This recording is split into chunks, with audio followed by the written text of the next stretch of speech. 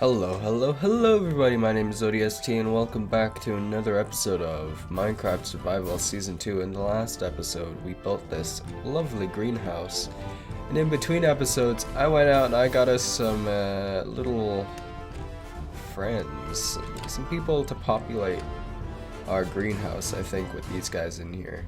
It looks a whole lot better. We got this guy, we got this guy, we got that guy and that guy. I did have a gray one, but he died on his way back home. So, did I trample this? We're gonna have to fix that. But as you guys can see, this place is growing well. Everything's all nice and growing. I have some hanging vines here. I think that adds in a nice little bit of detail. Now, I might sound a bit nasally this episode. That's just because I'm a little bit under the weather, but what can you do? This episode I want to do a little bit of exploring. We haven't done much exploring outside of our little base area, except for that one village. My goal is to get a horse. I think we have a saddle. Not entirely sure. No, we don't. We have 4 leads from some people who have stopped by and no longer exist. And some name tags. Oh, if you guys have any name suggestions for those birds, please tell me, because I'm very bad at naming them, and if I don't get any suggestions, it's going to be a pretty poopy name that they're going to get. So this is your warning right now. I need some more sticks, a new sword, and yeah, so as well I wanted to get some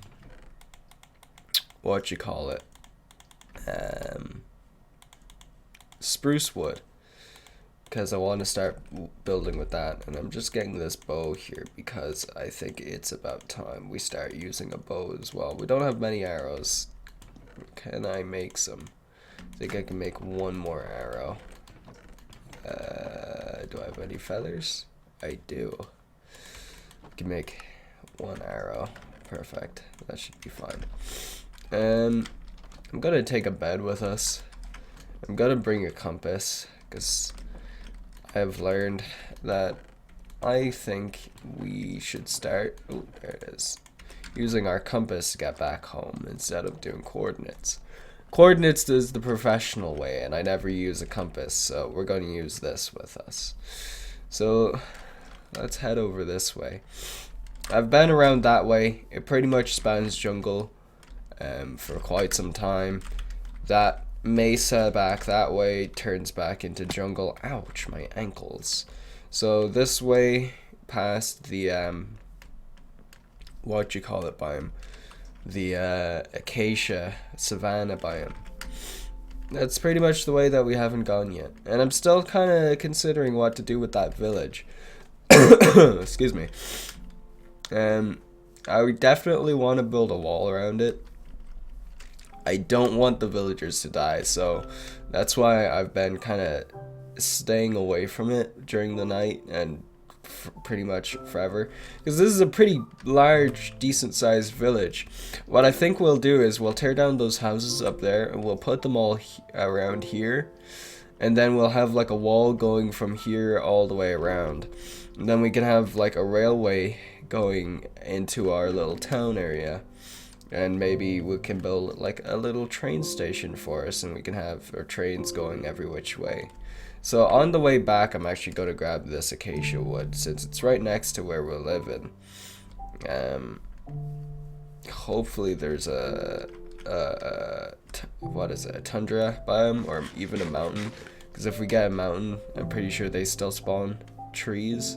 And I heard, I cannot confirm this, I heard that mountain biomes now spawn calcite on them, or at least have like a chance to have like a huge calcite area. I've not seen what calcite looks like in this texture pack yet, so I'm very curious to see what it looks like, and if it looks pretty good, we will probably incorporate it into our building area. I don't have a strict building palette as of yet. I've just been kind of going with what I have, which has been wood, glass, and stone. which is pretty much the basic of any building palette is the word. Any building palette. But we really should start defining our building palette. Like maybe I'll add like gravel for roads and pathways instead of just cobblestone. Ooh, hello bee. Hello. How do you do, sir? We don't have any silk touch tools with us. Ooh, hold up. What is that? Oh, that's just some more of the mesa. I thought it was a ouch. I thought it was a nether portal. Wow. Dude, this new terrain generation. I know I've said it, but I love it. I also found there's an underwater cave system right next to where we're living, which is pretty cool. And man, this really wants me to build like a little ferryway with a boat. I'm sorry if you guys can hear my dog. She's running around in the background right now trying to find a comfy spot. Usually she sleeps right next to me, but something's got her up in an ante. Yeah, I don't know why. We got some fish there, which reminds me we need to do some fishing so we can tame cats. What I really want to do, while I was grabbing some of those birds for the greenhouse, I was thinking to myself, you know what, we should really build like a little zoo type of thing. So what my plan is for that is I'm going to get some dogs or wolves, I'm going to get some birds, I'm going to get all the cat types, all the bird types, pandas, llamas, there we go, there's a mountain biome. Pandas, llamas, okay, that seems to just be turning back into savanna. That's fine. And it's also turning nighttime. Sheep, well, not sheep because they're farm animals.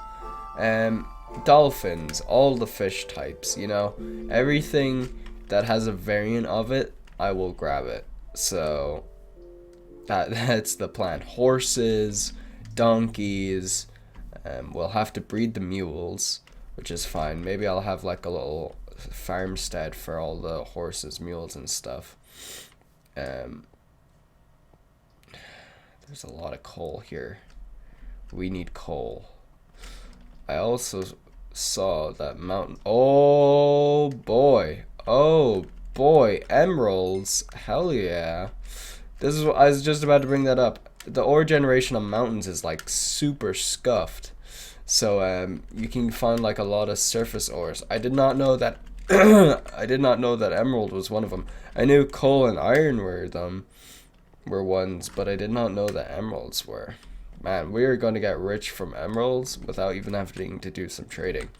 What I really should do is wait until I get fortune and come back up here, but we're still a ways away from getting enchanting set up. Wow. I love the skylight, how it turns all orangey with this texture pack, how there's that orange glow to everything. Let's just sleep away the night real quick. All this iron is going to come in super handy because we are running low. I don't know if you guys saw in that chest, but we only have like a stack and a bit to our name right now, and that's not really the best. And there goes that pickaxe.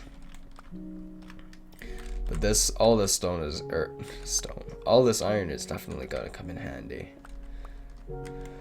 Oh boy. We can get a vantage point up here as well. See if we can find any spruce biomes or spruce trees.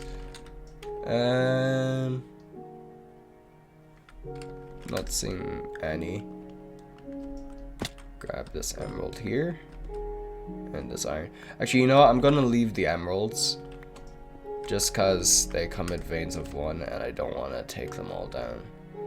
So that's pretty cool that we have a mountain biome here. We can like harvest it for all its resources. Let's get up top here. Any spruce. No, that seems to be leading into another savanna. Alright, I'm gonna go this way. Ouch, ouch, ouch, ouch. I'm gonna kill myself going down this mountain. My shitty cankles are broken. Oh no, my poor guy. I'm gonna go this way. I'm gonna cut real quick because I don't want this to just be me rambling on about something random. I'm gonna hope to find some spruce trees, and when we do, or if I find anything interesting on the way over. Oh, dark oak, that's another thing that we need. I just remembered that we don't have dark oak, so this is gonna be like a hunt for all the different tree types. So if we find either a dark oak biome or a spruce biome, I'm gonna pull you guys back, and then we can continue from there. I spy with my little eye something that looks green and snowy.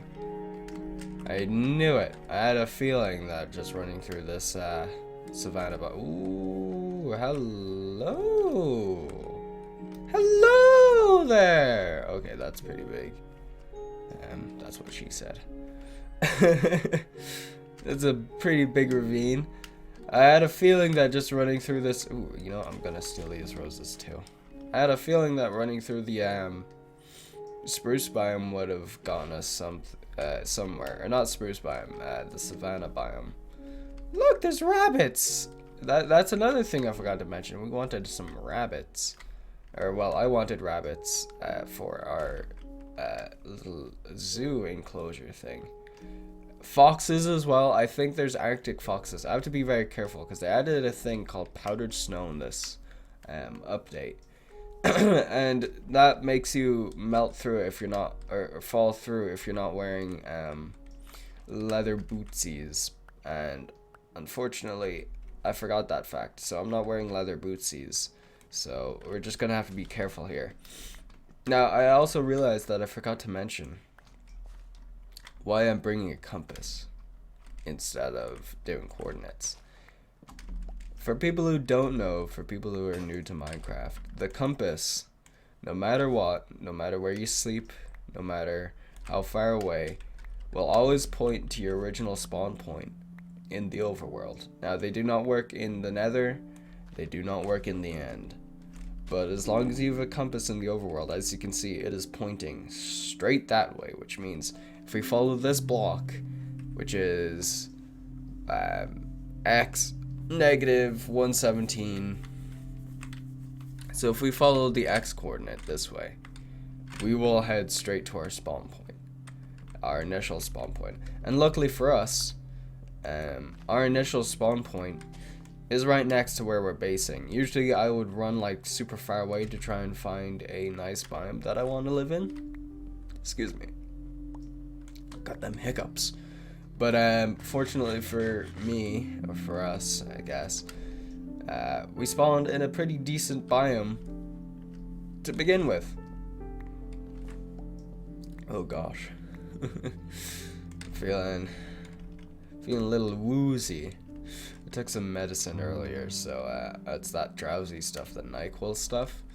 So I think it's starting to kick in. Might just be one of those placebo medicines where it says that it does something and it tricks your brain into thinking that it does because, you know, it's a medicine. Which is a fun fact for people. A lot of medicines, at least for like cold and flu care, a decent amount of them don't actually do many, especially if it's like the pill stuff. They're what's called a placebo medicine, which means you take it and you're under the assumption that I took this medical item, which means it is going to help cure me of my ails, which is a placebo effect, because it's just like a bunch of stuff that doesn't actually you know, harm or benefit your immune system. So you're tricking your brain into thinking, oh, I took this is gonna help with my cold or whatnot. I'm gonna produce more antibodies and whatnot to help kick this flu out because there's something in my body that's supposed to also help it. I'm gonna send these antibodies to help that. Now I could be completely wrong with how it affects your brain or what your brain does to, you know, initiate that placebo effect, but that's pretty much what it is. Wow, you get a lot of spruce saplings from these. We are not going to be missing spruce for a while, that's for damn sure. which is pretty sweet. Alright, 24 saplings. I'm so sorry. I didn't mean to go that high with my voice, especially not in the way it is. 26 saplings. Yeah, we can ditch this place now. Not really. I'm a stickler for picking things up off the ground here. Even at work, I'm going around doing the porter's jobs. I work the front desk at where I'm working, so when I see stuff on the ground, even though I'm getting told, oh, you know, just leave it for the janitor at the end of the night, or, you know, leave it for the porters, it's their job to clean it up. I always go out of my way to pick stuff up off of the ground and stuff, just because that's how I was raised to be, you know. We go with my family, if we go to Mickey D's, we'd always, you know, clean up after ourselves, so it's like less of a hassle on the workers there. And once you get up into growing into that type of environment, you just, no matter what you're doing, no matter where you're working, no matter where you're at, if you see stuff on the ground that's dirty, unless it's like in public and it's like some cigarette butts on the street, you're pretty much gonna clean up after that person. And if you guys are those types of people who leave a huge mess, I want to tell you that you guys are some of the worst type of people out there. I'm gonna be honest. I'm gonna speak my mind on that one. People who intentionally, knowingly are leaving a huge mess and don't make any effort to at least like clean up a tiny bit after themselves. Now, yes, I know it's supposed to be, but it's their job. They're getting paid minimum wage. You think they're like, you know, another mess for me to clean up for my minimum wage job. Nah, they're like, man, what a bunch of assholes. They just left all this rubbish and trash around and half-eaten food. That's another one of my annoyances. Where I work, we have this dessert. It's like a 6-person dessert, and a lot of people will order it, and it's a huge hassle on us on the cooks to make, because they know exactly how it's going to return. There's going to be 1 or 2 bites taken out of it, and then it's going to be returned and dumped. It's a huge waste. And I was thinking to myself, you know, if I ever come here on one of my off days with the lads, I'm gonna definitely order one, because it looks delicious. And I know my dumbass will eat half of it on my own. So it being one of those shared desserts, me and my friends would at least get through a decent portion of it. But people will order it, like a group of 2 will order it. They'll take 1 or 2 bites out of it, and they'll leave it alone. And it'll just be there. And they somehow make it a mess. Like, there's spoons all over the table. There's ice cream and shit on the table. And they somehow still manage to make it a mess. And that really annoys a lot of the staff. I'm gonna be honest, if you don't think that the people who are working where they're working don't have an opinion and keep all their opinions outside of work, you are wrong. They do have their opinions on it. I can't say that for all places, but hopefully my boss doesn't find my channel. I haven't said where I worked, so it's fine. Nobody here knows who I am. Well, that's a lie. Some people do. Don't expose me. But I'm treading lightly here. Can't say a lot. But if I say too little, it's just gonna leave a lot of people confused. Just clean up after your damn selves. Make it easier on your host, okay? Then they won't be annoyed at you, and they'll look forward for your next time coming in. Because we have people who we have some regulars who clean up after themselves, and they're the best type of people. You always want to be that guest or that customer who isn't too much of a nuisance. Sure, you could be a nuisance. It's our job to accommodate for you, but don't be a nuisance to the point where it's like over the top annoying. You know, there's that fine zone where you can be in. It's not even a fine zone. It's just there's like a whole range of annoying where customers can be in, and we'll tolerate it and be like, you know, that's all right. But then there's like a zone out of that G spot, I guess is what you'd call it, and that's where it gets like over the top annoying. and these people are like super overbearing, and they're some of the worst customers to deal with. Alright, I think I've said enough on the matter. I'm gonna follow this compass home, and I'll pull you guys back when we reach our little shitty hole in the wall base. It's not actually that shitty, I really enjoy it, but I'm gonna pull you guys back when we reach our little hole in the wall, and then we can continue from there.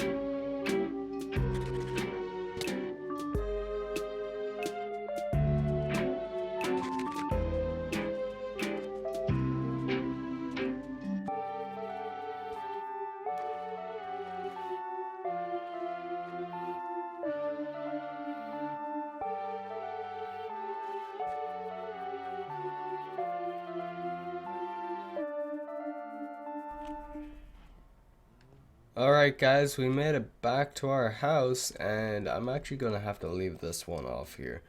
That drowsy medicine is kicking in, and I'm going to sleep the rest of this flu off so I can be ready for work in the morning. If you guys like the episode, leave a like, leave a comment. If you're super duper awesome, that's not where it goes. Consider subscribing. And as always, I'll see you guys in the next one. Peace out.